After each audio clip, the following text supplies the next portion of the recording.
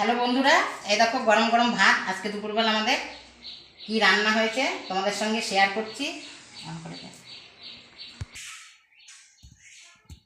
Hello বন্ধুরা, আজকে দুপুরবেলা খাবার দাবার নিয়ে বসে পড়লাম। দেখো তোমাদের সঙ্গে কি কি রান্না করছি শেয়ার করছি।